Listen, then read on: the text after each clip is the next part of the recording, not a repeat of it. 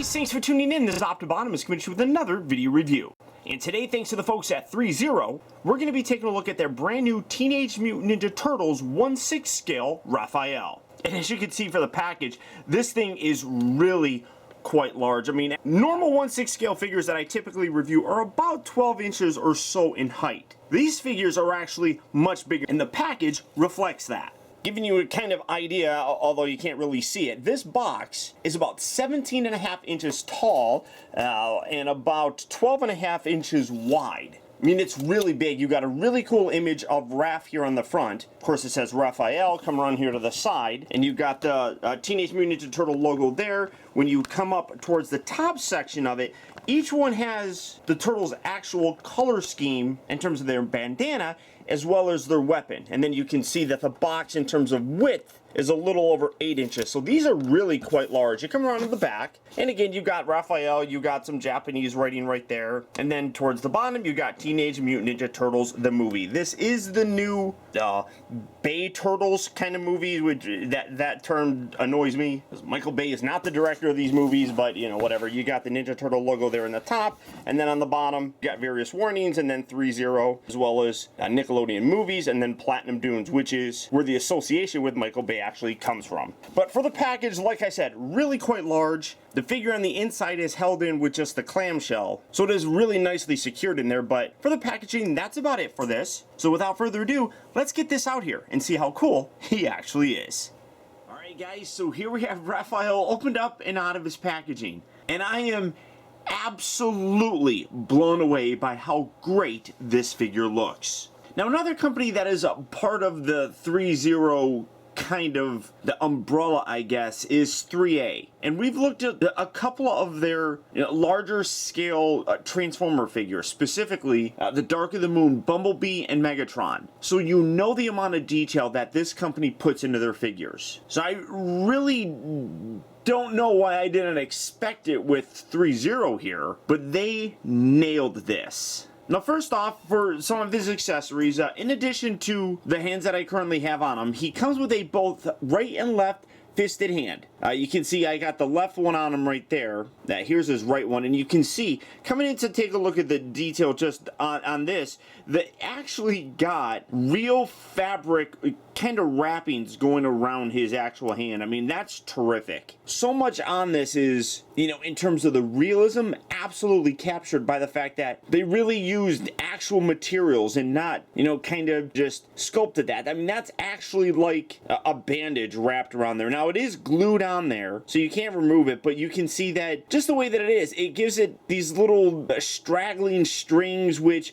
you know, would be on a real bandage if you had it wrapped around your arm, or in this case, your hand. So that realism and attention to detail really comes through. It's so terrific. Then he also does come with a right and left clasping hand that allows him to hold his size, obviously. And you can see I got that one on that arm. Here's the extra one. They are sculpted in the same kind of position and everything, but again, you got the real fabric, and you can see, I mean, you can move that. I mean, it's terrific. It's got this real dirty, kind of worn look that just looks terrific. And then when you look at the detail for this hand itself, I mean, real nice paint variation on there. You got some darker areas, some lighter areas. You can see some really nice sculpted detail for the fingernail. Everything on here it is just absolutely stellar. I'm just really amazed. Now, he does come with two sides. You can see he's got one right there. You come around here to the back of him, and he's actually got this little section right here. It kind of droops down. All these little straps on here are real straps and everything, so they kind of need to be fidgeted with a little bit, but they got the little holster right here, so you can put that right there. Obviously, you wouldn't want to put that there because that's the hand that he's holding the other one in, so you put that there,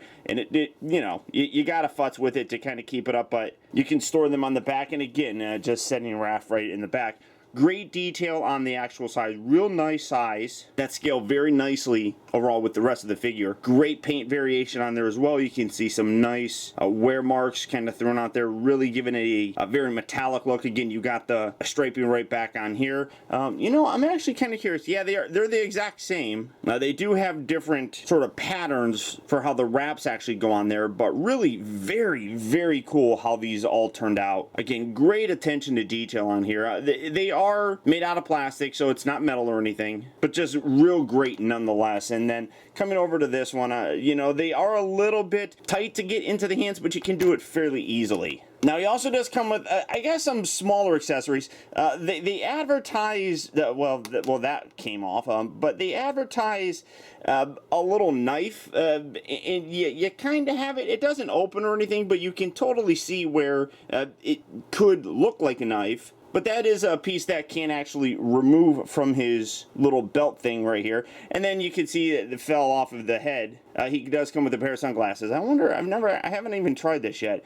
If you can put those, actually, yeah, if you wanted to, you can actually put those on his actual eye. But what's really cool is that he's got like this hole that's kind of put in here. I mean, coming in here, great detail with this. You can see that it's cracked. So get nice attention to detail there. You got the little white strap around there. I mean, you can just take these and put these, well, you can't see what I'm doing. You can just put these, you know, at the top of his head if you really want to, just kind of have them hanging out there. I mean, I guess that's cool. I don't really care all that much about it, you know, so for me, I'm more than likely just going to put these back into the actual package, but you do get that as an accessory. I guess you could kind of say all these straps are kind of like accessories as well.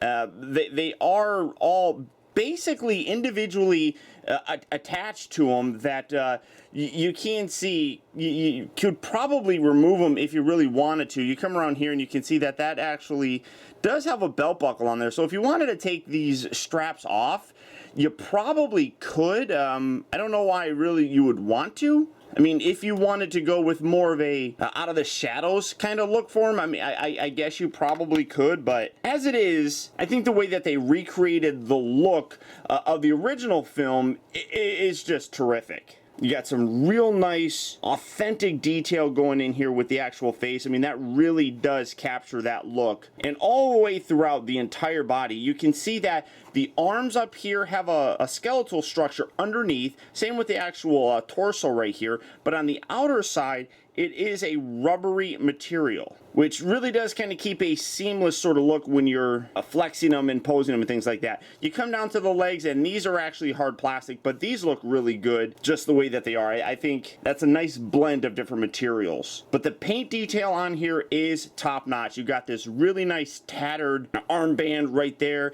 You can see that sculpting wise, his bandana is all actually molded in, but he does have on the back section here of his head an actual cloth section that allows you to kind of position that and get that really however you want, which is a great touch. I think that that was a great way of doing it. Great detail with, you know, the scarring in his face all throughout the entire body. He's got some great sculpted scarring. Now you come around in the back, and the shell might be one of the most impressive aspects on here. I mean, this really does look amazing. You can see that he's got duct tape kind of going throughout there, which honestly, you could probably take that off too. I mean, it looks like it's glued on there, but just the fact that that's not just sculpted, I mean, that's actually like duct tape that's put on there. I mean, just that attention to detail and realism really comes through, but the just overall look for the shell is absolutely wonderful. I'm just so amazed at all the small intricate details on here. Again, you can see that what they basically did for the arms is they have these little wraps here on the hands. And then they also have it kind of continuing on here on the lower portion of his forearm. But you can see you still get a full range of motion with it. I mean, obviously, when you go like that, you kind of break up that illusion and stuff. But that gives you the ability to still fully rotate it and kind of keep that same look, which is, again, really quite ingenious how they did that. You got these little hanging dealies down here and everything. You can lift that up. You can see that torso piece does still continue down here. Great detail in the actual legs, very muscular and very large, which is the way Raph actually looks. Again, you got the strapping down here that really doesn't take away from any of the figure's articulation. You got that on this side as well here with the red strap right down here. You got the little red straps and everything underneath his little, I don't even know what you call it, the little leather piece or something like that. And then you come down to the legs, and you obviously, because this is not glued in like that, you kind of want to move that around so you're kind of hiding that knee joint. But then you got the fabric down here around his shins, and then again you got those straps kind of glued on to his actual feet. So detail wise, I mean, like I said, all the actual cloth detail on here really does help the overall look just in general for this entire figure. It just has a very tattered and real feel to it. I mean, it's absolutely spectacular. Now, for size, like I was talking about in the packaging, these figures are actually really large. So here's my ruler, bringing this out, standing him up. He's a little over 13 inches tall, about 13 and a half inches. You know, so for comparison and how he stacks up with you know, say like an Iron Man figure, here he is next to the Silver Centurion. I just pulled him out because he's got the little blades and, you know, they're like his size. But you can see, size-wise, just how much bigger and how much more massive Raphael here is. I mean, it really is quite impressive when you compare the two. I mean, he's fairly light, but he does have some weight and bulk to him. I mean, like I said, even though that the arms and the torso are rubber, there is a skeletal structure underneath it that does, you know, still give him some heft. Now, for his articulation, the head is on a ball joint, so you get a nice full range of motion with that, and you can really emote this guy. I'm really quite happy with how they incorporated a lot of the joints on here.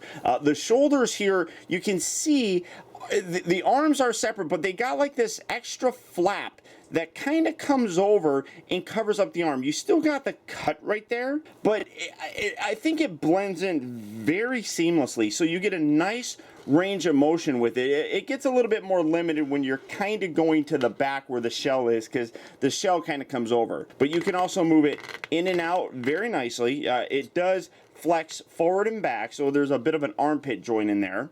It doesn't really rotate or anything. That is a little bit more unfortunate. So you don't get like a swivel outward. I mean, you can do it. Well, I guess, I mean, well, is there a swivel out? I'm trying to see here. No, there's not a, oh wait. Oh yeah, there is. There is a swivel section kind of right up here, so you can actually swivel that out. It's not a full range of motion. You can see that's about the fullest that you're going to be able to get it, but that's actually pretty impressive. He does have two joints here at the elbow. Now, obviously, when you do bend, you do get a little bit of a more ugly kind of fold here, but I don't think it really looks all that bad, to be totally honest. And because this is, you know, it feels like a heavier, dutier kind of material, I don't really feel that leaving it in a bent pose is going to deteriorate this over time like some Hot Toy figures. That's definitely a problem that, you know, some Hot Toy collectors have, and I don't really think we're going to have it. I mean, the material feels different. I mean, it could. I'm not 100% sure, obviously, but just the material feels a little bit more durable. And then you come around here to the torso here. I really like how you got a nice ball joint right here, which gets you a full range of motion, and then the actual shell back here, obviously you do got to be careful because the belt can move around, but the shell is attached to the upper part of his back, and you can see that there's a gap down here, so you can rotate that around very nicely and still get a full range of motion. The shell's not attached to the lower portion of his body, which would restrict that, which is cool. I really like that. The hips right here, you get nice ratchet joints moving in and out. They move forward and back. They also rotate at the upper part of the thigh, so you get a nice range of motion with that. And then the knees have a single joint right down here that allows you to kind of bend it about that far. I mean, that's not a huge range of motion, but walking pose, you're going to be able to get it. And then the ankles down here are on nice ball joints, so you can get that pivoted however really you want. So a lot of articulation in all these figures, and it's really quite impressive. But most of you know how big of a Teenage Mutant Ninja Turtle fan that I am. So when I first saw pictures of these, I was really very hyped. I mean, being able to get 6-scale versions of Ninja Turtles is pretty awesome. And I'm actually one of the people that really do like, you know, the new Ninja Turtle movies. This look right here does not bother me at all. They're mutant turtles. And in my mind, if it was supposed to be real, mutant turtles would probably look pretty ugly. And these guys definitely have that. So for me, the aesthetic doesn't bother me whatsoever. So like I said, when I saw the pictures of them, in terms of figure form, I knew I wanted these. The overall attention to detail on these pieces really is terrific. The sculpting, the paint, the articulation, everything wrapped up in here really makes for a great package. And honestly, at only $230, I feel what we're getting for the price is well worth it. These guys turned out great. And if you are a Ninja Turtle fan specifically, the Bay Turtle look, I could not recommend these figures enough to you. So if you're interested in picking these guys up, they are available at Sideshow Collectibles. So all you have to do is click on the link down in the video description. You'll go to Sideshow where you can check out availability on this, as well as the rest of the 1/6 scale Ninja Turtle figures. And again, I want to send a huge thanks out to the folks at ThreeZero, specifically Cody, who helped to make this review possible. But beyond that, guys, that's about it. So once again, I want to thank you for tuning in. This has been optibotimus. Don't forget that if you like this video, to please like and share it. Also, be sure to subscribe in case you haven't already subscribed. That way you never miss a future review of mine. And as always, until next time, I'll talk to you later.